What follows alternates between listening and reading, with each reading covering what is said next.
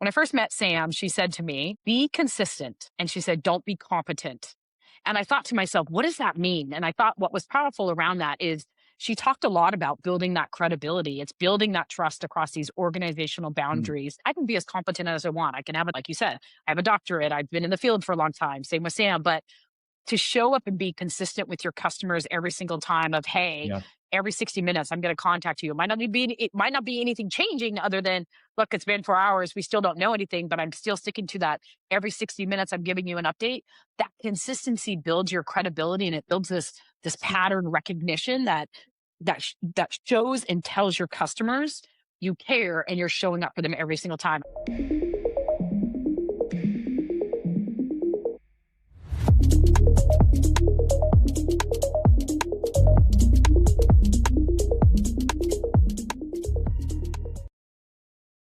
Welcome to a Strive podcast, where we sit down with security and technology leaders to explore how they're navigating real-world challenges of cyber resilience, trust, and business continuity.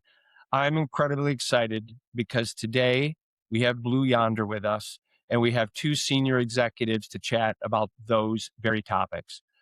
First, I'd like to introduce and welcome Dr. Erika Voss, who is Senior Vice President, Global Chief Security and Data Officer at Blue Yonder. Thank you for being here, Erika. It's fantastic to have you.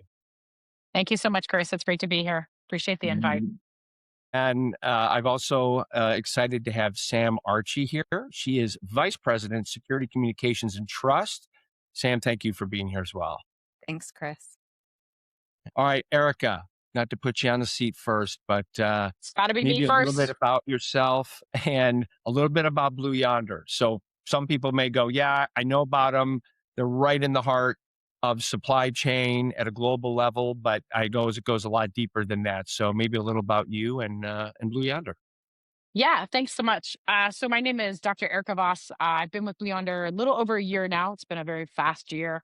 Background really has been in what I like to call the security umbrella for a little over 30 years. Started in physical security, worked my way through the ranks of crisis management, business continuity, emergency preparedness, then got more into the cybersecurity, governance, risk compliance side. And just really kind of, throughout my career, kept taking on more scope, more responsibility, more focus around, supply chain. Met Sam at one point in time in my career. We came up with this, great plan of how we wanted to evolve what we call customer trust, and what does that actually mean to your customers. I like to, in good true fashion, use a witty acronym, but I will probably spare that before Sam probably laughs about it later. But we'll lead into that, I think, as we kind of evolve this. And then really a little bit about Blue Yonder. I mean, it's an incredible company. It's really around just being an AI end-to-end driven, supply chain management, around how we look at things from not only just a cloud native, capability footprint, but just reaching across retail, manufacturing, logistics, which is really great when you think about it from a true, supply chain end-to-end life cycle, and, kind of what COVID did for us a few years ago to where things are today. Really securing that supply chain is near and dear to probably everybody, I think, in this point in time today. That's a little It bit doesn't about matter me. what the product, what the service, and you probably can't pick up any paper, any reasonably reputable paper, and not read something that either supply chain's called out directly or it's implicit actually in the discussion, Correct. right?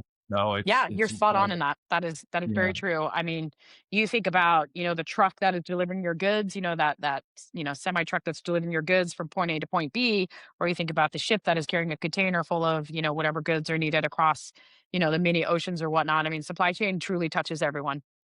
Yep, it's amazing. Not to embarrass you, Erika, about two things. One, congratulations on being the first HackerOne champion from this year. Brand new program for those that aren't familiar. Head out to HackerOne and take a look at their HackerOne champion program. But beautiful article about your philosophy on managing and security and trust and communications therein. I'd recommend everybody to go out and take a look at it. So congratulations on that. So. Thank you so much, Chris. That was a Yeah, great and that was a for great those, exposure. yeah, it's great. And for those who want to really deep dive, I've had a chance to take a look at Erika's PhD thesis, and I would tell you, get on that. Make sure I got the title. The Data to Evidence Sympathy was the title for the thesis, and it's a fascinating read. I'm just getting started, but I promise it's on my full read list. So congratulations on that as well. Great. All right, Sam, we talked about it up front, a very unique title, clearly very unique role, one that I think a lot of folks listening are going to be a little envious of and going, how do I figure out a way to justify that in my organization? So talk to us a little bit about your background and what you do. Sure, sure. So I will say I started off my career in PR and then marketing and event planning. So I've done all the things. Somehow it all led me to customer trust. Erica mentioned briefly when our paths crossed, and it was really the first time I think we realized what customer trust is. We didn't even have a name for it. It's super niche, and honestly, it's tough to find other people with that skill set. But at the crux of it, it's really about putting the customer first. So during a security incident, you know, telling your customer just, hey, we know about a thing goes a long way. Just telling them we know about a thing, we don't know much, but we're going to keep you in the loop goes so much further than, I mean, we've heard those horror stories about companies that wait years and then it comes Right. out in the news and it's devastating. Yeah. So I think once Eric and I really understood the importance of transparency with your customers in a safe fashion, right? We're not giving them Right. all details, but just letting them know that we're taking them along the way with us. So we found that when our paths crossed. And then I think we've always wanted to come back together at some point in our lives. And luckily it happened. Hmm. And so I think, we've been in that sort of mindset for, it could be a decade now. That seems very, very long, but Right. I think that's actually true.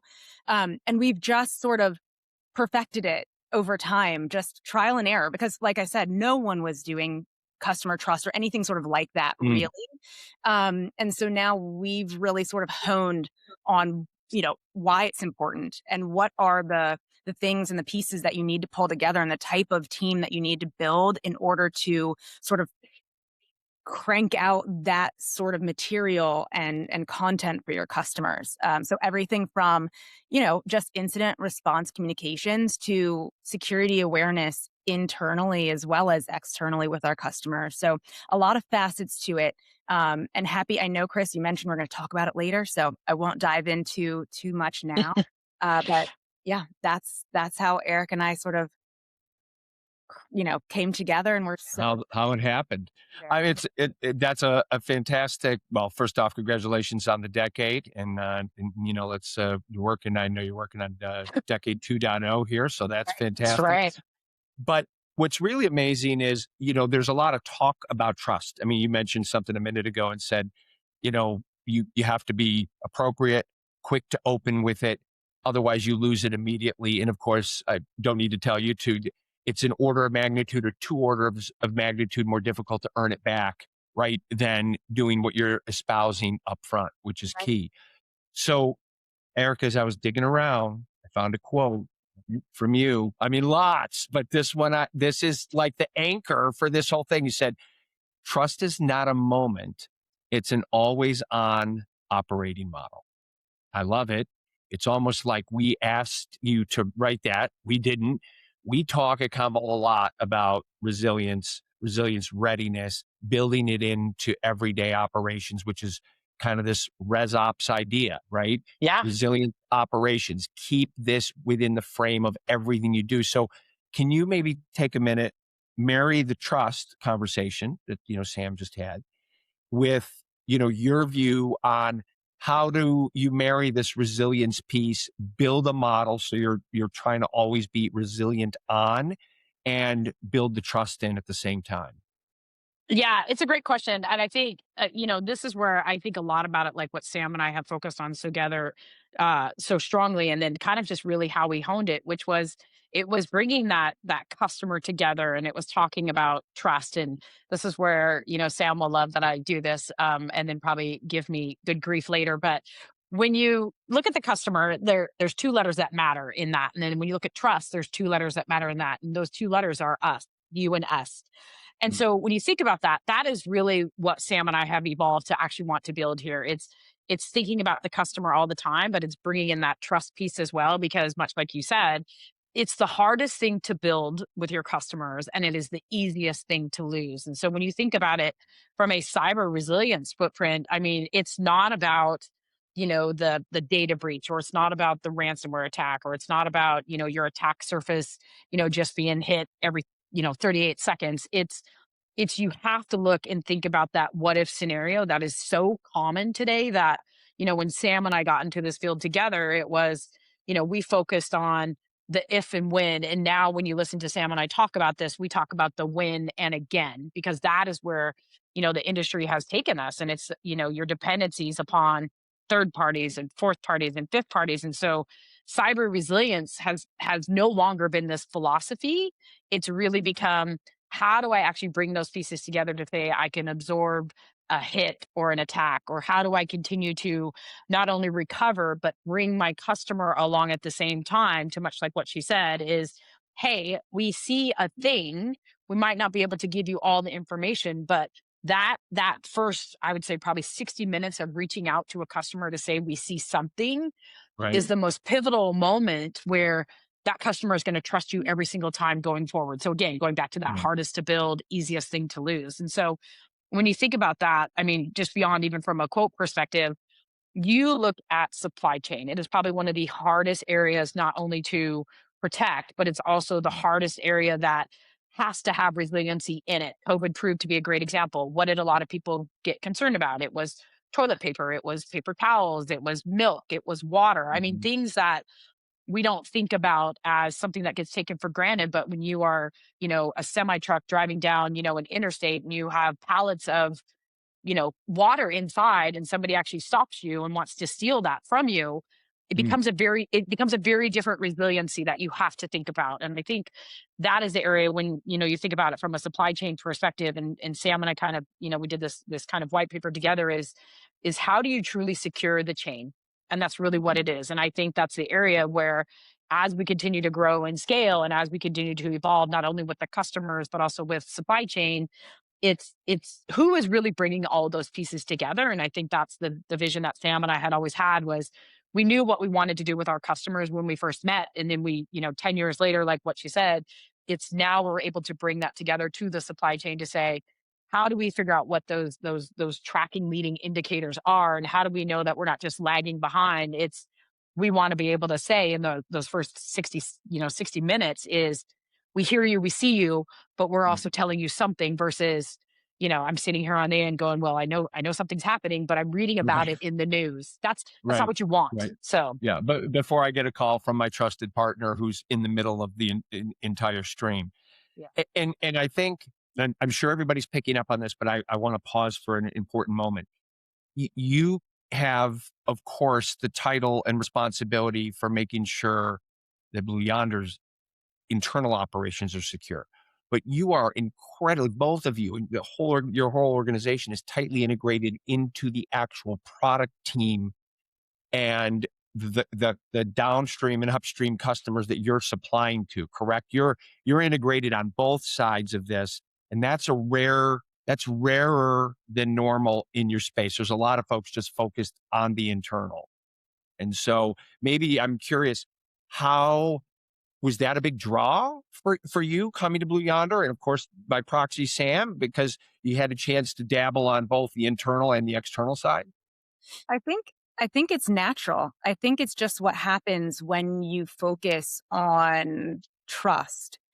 We're Hmm. almost like the glue. We know about what everything that's going on. And especially for my team, we're always in conversations or getting, feedback from our account teams and support and the TAMs around this customer has a thing, or, just getting that feedback. Or like, there's this vulnerability the customer needs patched, or what are we fixing, what's on the roadmap. So I feel like we always Mhm. hands in all the places, which is great because we're able to feed back to our incident response team or to engineering around here's how we can improve, or here's something that we've found, where they may not have had that if you will. So Yeah. happy for Erika to jump in on responding to that question as well. But I think due to the nature of our role, it is a natural result of what we're doing, and it's really about bringing individuals and experts from across the teams together in order to provide our customers with the information they need at the time that they need it. Yeah. Mhm.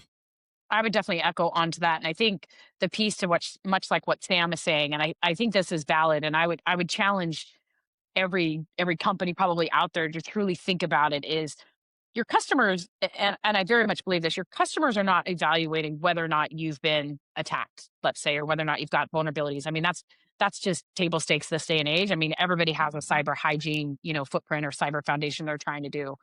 Your customers are actually truly evaluating whether or not they're finding out from you first, not from another vendor, or not from a so and so that works down the street at another company. That's truly what they're evaluating. And I think that's the piece that, when Sam and I envisioned true, cyber trust and what we wanted it to be, it was Mhm. bridging our experience together of what we saw from working, the number of security incidents that we had through our careers. And it was, how does that information get funneled both internally to other teams, and how does it also get funneled externally, with those who have to interact with the customers? But at the same time, you're capturing those critical moments of, oh my gosh, we got to think about this as a future product, capability we want to offer down the road, or oh gosh, we should put this in the toolbox later for how do we do, more tabletop exercises, and what does it mean to Mhm. actually do, a continuity exercise with even a customer from a cyber resilience standpoint. And I think, for me, that's been the big thing is everyone is going to get hit at some point. And I think that's the Yeah. challenge around it. And that's the thing that Sam and I have always seen is the trust is never earned in a boring moment. The trust is earned in that critical first 60 minutes. And that's what matters at the end of the day. And I think that's why I keep coming back to, and this is something Sam and I have both challenged each other on together is it is the hardest thing to earn, but it takes seconds to lose, just like an incident. That mean time to detect, mean time to respond, you want it to be in seconds. And if it's Mhm. not, I mean, your company is now being attacked in a faster fashion. And so it's, to me, it's very hand in hand. Yeah. Yeah. It's an interesting point. That trust factor alone cuts off an enormous amount of that propagation delay, right? I mean, I Yeah. don't know to use it, right? And that is so critical because every second does count. It's not just a euphemism. It's for real. And I was thinking about it, even though those first conversations that you all have with your clients are probably not easy, the ones you're making very proactively, even if those are difficult conversations, better to have that conversation to your point than the one that you'll have if you do not have it and the trust erodes. It's a whole different animal. Or you may not even get the opportunity to have the conversation because of Exactly. the heated moment that could pursue. So, and the other thing I think great takeaway, and I know everybody, I hope everybody listening is taking copious notes because so many wonderful nuggets in here. The clients, of course, appreciate this.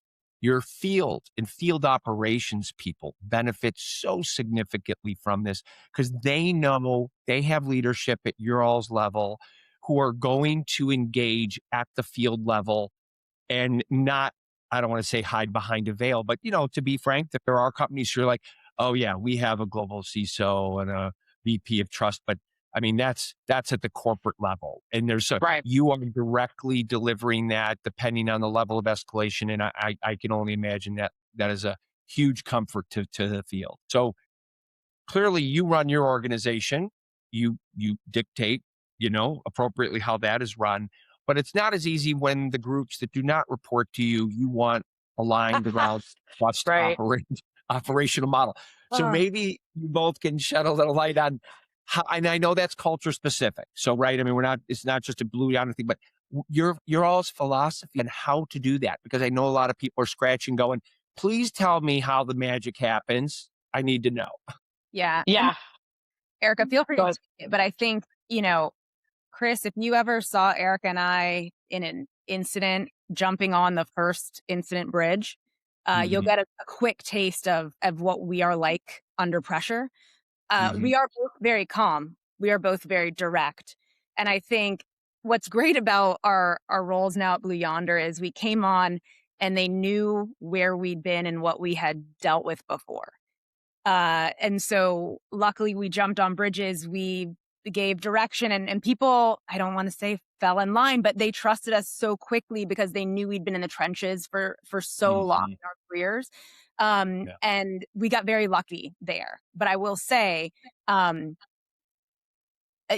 you're beginning this at a company that's not used to it, it will be more difficult. Also, when you're not in an incident, like an on fire incident, we do, work very hard on those relationships, to get things accomplished when things aren't on fire. So I think it really does, matter what are we doing right now that we need your support on. If it's an incident, they're very willing to help.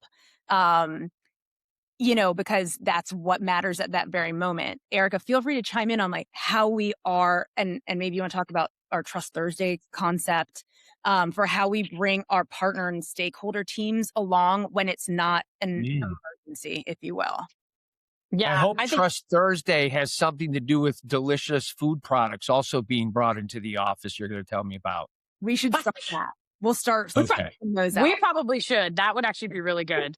I do, you bring up a great valid point, which I do love. And I think, Chris, I think every CISO, I think every person in security, whether it's cyber trust, whether it's defense, engineering, I think that is a piece so much like what Sam is talking about. That is probably either and I would say for me, from my lens, you either have it or you don't. So you either at this point in time, when you get to the level of, vice president, senior vice president, I would probably say even really more of a senior director level, is your job is to truly influence the business. You have to have some type of what I like to call like an influencing framework. You don't get to say no anymore. Your job is to unblock the problem and provide a solution. And so one of the things that I think has been, just powerful that I would probably say has happened through my career, and Sam and I have done this probably through many incidents, is we talk a lot about the Department of No, which is the KNOW. What's the knowledge that you actually need to make sure, to like what Sam said, you're delivering the right answers to the questions that are being asked during an incident. In an incident, it's really easy to influence people because you want to get things back to a stable state. You want to get back to the new norm. You want to get things back up and running to where it's not, impacting internal teams. It doesn't even need to be a cyber incident. It could just be an outage. It's, you want to get back to that normalcy very quick and fast. And so I think that knowledge of what you're bringing to the table is exactly what Sam is talking about. We come from these great large company backgrounds, but Sam and I have also been that team that has been in together, incidents that have been maybe small that have turned very large at 2:00 in the morning. You're texting each other like, "Hey, what are you doing? Are you doing okay?" And it's like, "Yep, I'm stepping out. I'm grabbing a Red Bull, but I'll be back on in 10 minutes." Or, "Hey, I'm running around my neighborhood."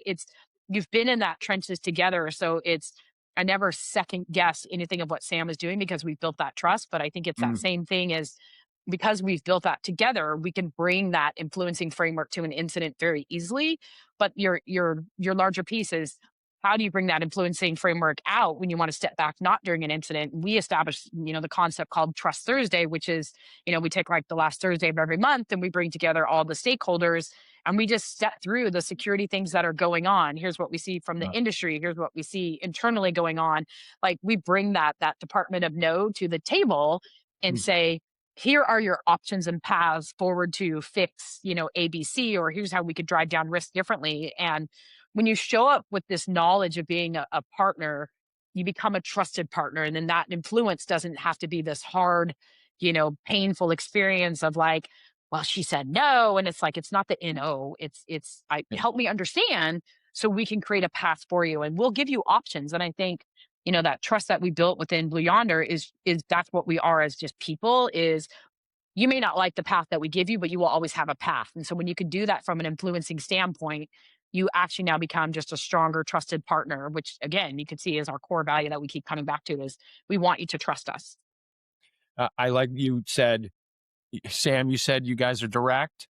I like what you just said there, Erika. That is direct, right? You may not like the path, but we're going to execute on the path, and it's for the greater good. And of course, the other thing is you were telling that, and again, not to be dictating to everybody watching how much pencil stuff or pen stuff you write down here, but the relationship that you two have, and you're being modest, clearly is watched by your organization and the peripheral organizations, I'm sure, at Blue Yonder. And that is how it starts, right? We won't, but we could talk about companies we worked for, where it does not happen at the right level up top. And therefore, there's no chance for trickle down theory to occur correctly. And that is so powerful. I am sure if we had 10 people lined up, they'd be like, I've seen Erika and Sam jump on a bridge here now, and I've seen them in action. And I'm going to try to learn from that and replicate that with my own skills and capabilities. So, incredibly well said. I gotta address the T word. You said tabletop earlier. I forgot, Sam. Sorry if it was you or Erika, but you said tabletop. Wasn't And me. not to get specific, but before we're kind of wrapping up, that is something we have so many conversations with clients about. And clearly Yes. you are doing them. Now you're in a position to run those, to make sure they happen. So if there's a nugget of advice in getting and building up to getting senior leadership at a tabletop so that you can build This is a good question. into the organization, how do you do that? In less than 4 hours, if you want to go Lord of the Rings on this thing, we can, but we're going to have a whole separate Blu-ray set for it.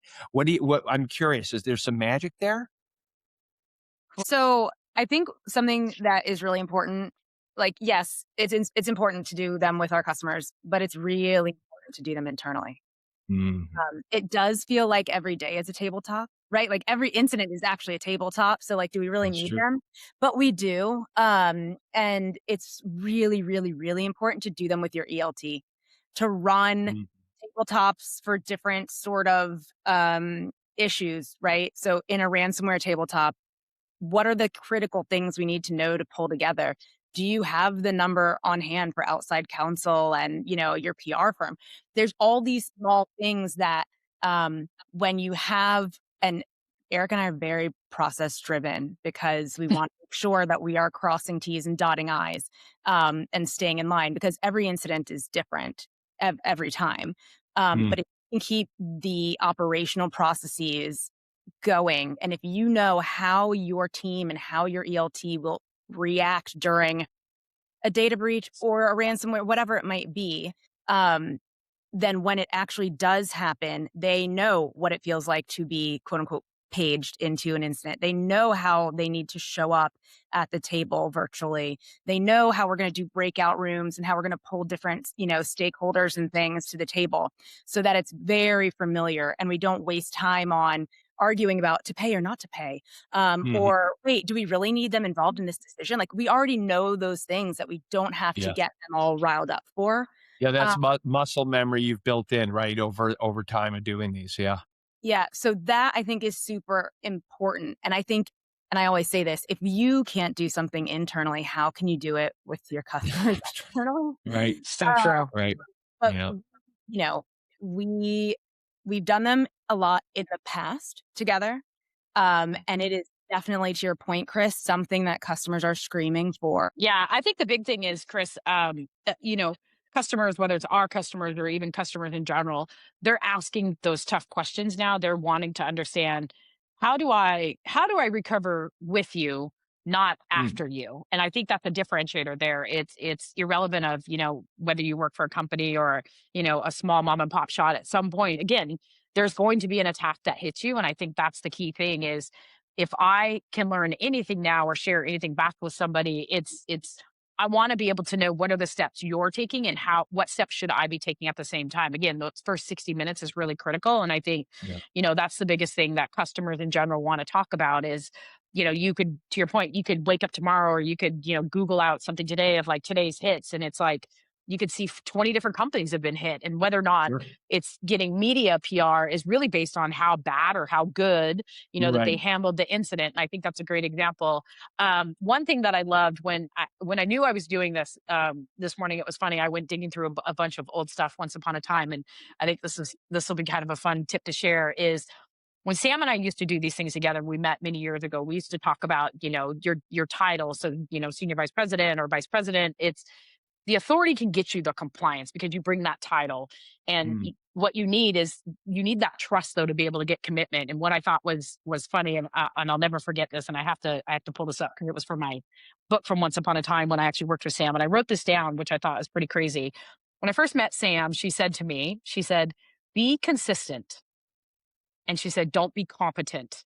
And I thought to myself, what does that mean? And I thought what was powerful around that is she talked a lot about building that credibility. It's building that trust across these organizational Mm. boundaries. And it was funny. And so, like, when I grew through my career to here I am now 10 years later, and I knew what I wanted to build at Blue Yonder, and I wanted to stand up somebody to truly lead, cyber trust and work with me with the customers from rebuilding that. Sam was the no brainer to me because I had learned through my career to continually be consistent. It's like I can be as competent as I want. Like you said, I have a doctorate. I've been in the field for a long time. Same with Sam. But to show up and be consistent with your customers every single time of, hey, Yeah. every 60 minutes I'm going to contact you. It might not be anything changing other than, look, it's been 4 hours, we still don't know anything, but I'm still sticking to that. Every 60 minutes I'm giving you an update.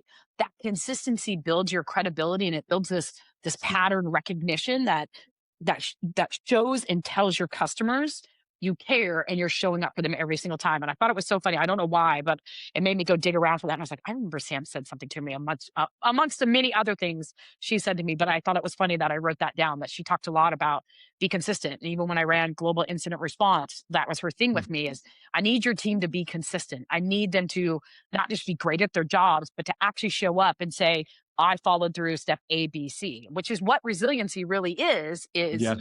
everybody is still suffering from some type of outage. It doesn't need to be a cyber attack. It's resiliency is how do I recover my environment or my infrastructure or my teams or my product or my application? Everybody has that problem. So when we are consistently going after what does it mean to truly be resilient and not just being competent of I know how to recover from a ransomware or I know how to recover from a data breach, you can build this credibility now that you continually are bringing that trust back to the table every time, both internally as well as externally. And I would say that's the thing you need to do with a tabletop is, Mm. constantly exercise not only with your executive leadership team, but, something that Sam is doing as well is how do we recover with our product teams? Hey, if an application goes Yeah. down, what's the message we want to say during an outage? And I think those Right. things actually matter because we're building trust across our organizational boundaries. We're not just looking at cybersecurity. Yeah. Yeah. You're doing it internally. You're doing it externally. I love the consistency message. It's not only critical for a particular customer, but this is a small world we all live in. That message, as you probably have seen in real life, permeate horizontally across clients as people move, and that reputation pays itself forward, right? For Blue Yonder, for yourselves, for your overall organization. All right, I'm going to pause as we wrap up.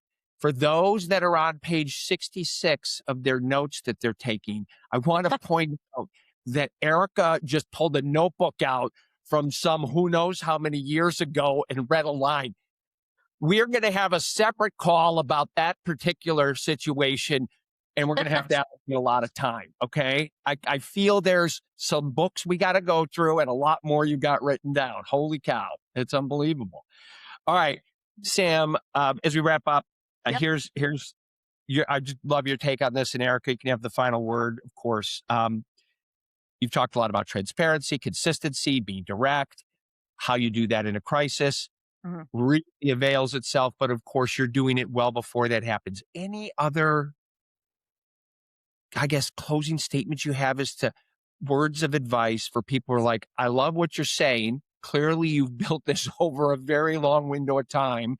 Not that they're trying to shortcut it into a week, Yeah. but maybe give a couple nuggets that you have that they could cut off some time that you have learned that you could pass forward. No, I've got one that I live by, and I am constantly, preaching to my team. As Mhm. long as you put the customer first, you will never be wrong. 100%. What I mean Love it. is, when I get the second part of that is not there's a saying of like trust then validate, right? And I'm like, no, Yeah, no, no, yeah. no. Validate, then trust. So because we are so tied, honestly, to the customer and ensuring that we're providing them with accurate and timely information, Hmm. we question everything. And we don't do it to be rude, and we're not doing it because we don't understand what we're being told, right? As comms people, talking to engineers, but we question and we dig, because the last thing that I need is a customer reading something and realizing, well, that's not even how that works. So that couldn't happen. And that Correct.